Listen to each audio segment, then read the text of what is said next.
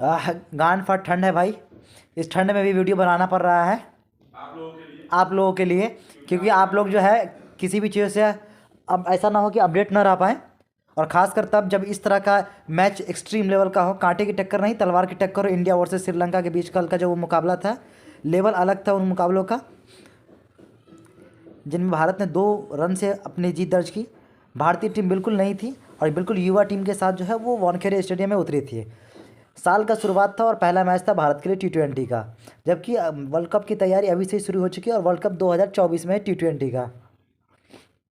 24 में है कि 23 में है भाई? इंडिया वर्सेस श्रीलंका के बीच पहला T20 मैच भारत ने 2 रन से जीत दर्ज कर ली है, जबकि भारत पूरी बदली हुई टीम के साथ उतरी है। नई टीम है, युवा टीम है। 2018 का अंडर 19 वर्ल्ड कप हो रहा था, जिस टीम के हेड कोच थे राहुल द्रविड़, और उनकी निगरानी में बहुत सारे भारतीय स्टार चमक रहे थे उस टाइम पे, और उन पर कड़ी नज़र रखी जा रही थी, जिनमें नाम था पृथ्वी शॉ, शुभमन गिल, शिवम मावी, जिनमें कुछ बड़े नाम थे। शिवम मावी, कमलेश नागरकोटी, शुभमन गिल, पृथ्वी शॉ, इन लोगों पर शुरू से ही नज़र रखी जा रही थी। पृथ्वी शॉ, शुभमन गिल ये तो पहले ही भारत के लिए डेब्यू कर चुके थे, लेकिन अब बारी थी शिवम मावी की। भारत मावी ने कल अपना डेब्यू किया, भारत के लिए पहला T20 अंतर्राष्ट्रीय मैच उन्होंने खेला है। उसके साथ साथ में शुभमन गिल ने भी डेब्यू किया भारत के लिए T20 मैचों में। श्रीलंका ने टॉस जीत करके मेहमान टीम ने मेजबान टीम को पहले ही बल्लेबाजी करने का न्योता दिया। भारत की शुरुआत बहुत ही अच्छी रही और पहले ही ओवर में 18 रन आ चुके थे। ईशान किशन ने 2 छक्के जड़ दिए थे उसी ओवर में, लेकिन उसके बाद जो अगला ओवर आया वो भारत के लिए उतना खास नहीं रहा। और जबकि तीसरी ओवर में जैसे ही भारतीय बल्लेबाजों ने कूटना शुरू कर दिया था श्रीलंका के तेज गेंदबाजों को, श्रीलंका के कप्तान सनाका ने अपनी चालाकी दिखाते हुए अपने स्पिनर महेश तीक्ष्णा को गेंदबाजी पर लगा दिया और उन्होंने आते के साथ शुभमन गिल का विकेट निकाल दिया, और ये भारी पड़ गया। शुभमन गिल का डेब्यू खराब कर दिया उन्होंने। उसके बाद सूर्य कुमार यादव आए, जो कि एक जिन शॉट की ज़रूरत नहीं थी वो शॉट खेलने के चक्कर में अपना विकेट गंवा बैठे। इसके बाद संजू सैमसन आए बल्लेबाजी करने के लिए, उन्होंने भी कुछ खास किया नहीं, 5 गेंदों में 7 रन बना करके चल दिए। उसके बाद हार्दिक पांड्या आए कप्तान बल्लेबाजी करने के लिए, और हार्दिक पांड्या ने ईशान किशन के साथ थोड़ी साझेदारी की, बट रन बनाना इतना मुश्किल हो रहा था भारतीय के बल्लेबाजों के लिए कि क्या ही बताया जाए। हार्दिक पांड्या भी मात्र 27 गेंदों में 29 रन बना करके आउट होकर के चले गए।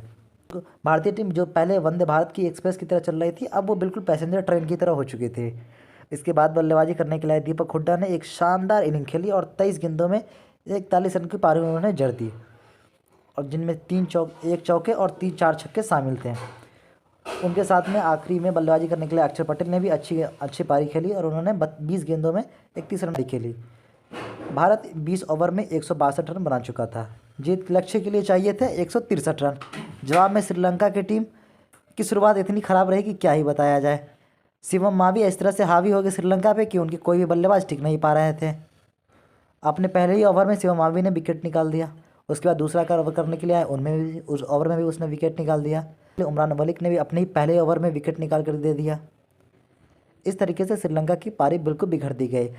लेकिन दसुन सनाका, करुणरत्ने ये लोग कुछ अलग ही मूड में आए थे और इन्होंने मैच को आखिरी तक खींच करके ले गए। आखिरी ओवर में जीत के लिए 13 रन चाहिए थे और गेंदबाजी करनी थी स्पिनर को, क्योंकि हार्दिक पांड्या ने अपनी सारी तेज़ गेंदबाजी स्पेल ख़त्म कर रखे थे।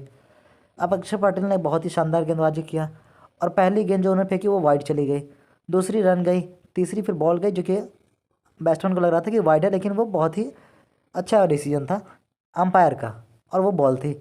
उसके बाद तीसरी गेंद पर उन्होंने छक्का जड़ दिया। 2 हिट चाहिए थे, 1 हिट तो 3 गेंद के अंदर में ही लग गए थे। 3 गेंदों में 5 रन की दरकार थी।